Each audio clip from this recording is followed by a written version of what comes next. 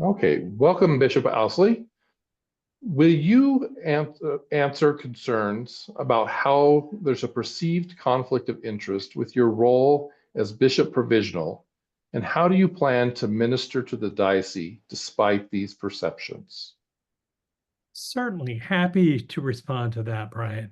As I understand it, there is a perception that there's a conflict between the role that I played on behalf of the presiding bishop's office in the Title IV matter that unfolded in the Diocese of Wyoming with your former bishop, Paul Gordon Chandler. The role that I played in the presiding bishop's office was one of pastoral support to the team of people who were charged with pursuing and gathering information and investigating around Title IV. So I didn't actually have a role in the administration of the case, but rather in working for pastoral support of Bishop Chandler, his spouse, all of those affected by this, complainant's family, as well as the diocese. Um, so I don't see a conflict of interest in this at all. Rather, what I see is I've had an opportunity to be engaged with the leadership in the diocese in a way that helps me to understand where people's hearts and minds are, and to have heard the kind of concerns that they had throughout the development of the Title IV process with your former bishop. So I think what that does, rather than create a conflict of interest, it actually means that I've got a advance knowledge about what's been going on. I have some experiences with the thoughts and the feelings that have been expressed in the diocese, and that enables me to enter in as Bishop Provisional in a way that has me more fully informed. And I don't have to go back and do a lot of gathering of information about what has transpired. Having said that, though, a Bishop Provisional is one who works during an in-between time with the leadership and the people of a diocese.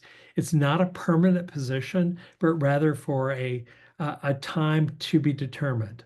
Normally, it's anywhere from 12 to 18 months up to 24. So it has a certain flexibility to it.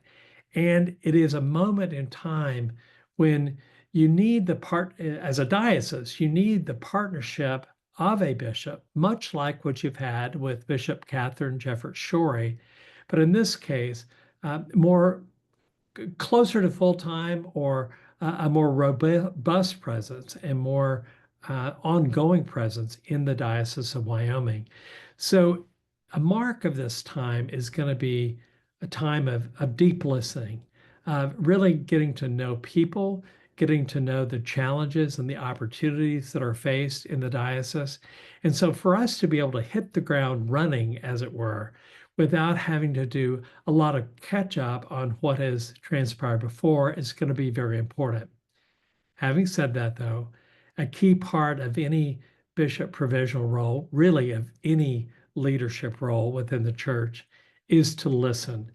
And so it's not like I'm going to come in and we will immediately start working on tasks and not listen to one another, but rather there's going to be a time of getting to know each other, of understanding where we all are, the perspectives we have, and then working with what emerges during this time.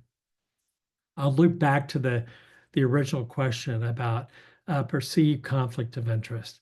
I'll reiterate for you that I don't think there is a conflict of interest, but rather I come with some experiences, but also with an open heart and an open mind to be present for you in the Diocese of Wyoming. For me, it's an honor to be invited by your standing committee to stand for affirmation as Bishop Provisional, and it will be a tremendous joy to be able to work with you through a time where there's certainly some healing and some reconciliation that needs to be done. Thank you.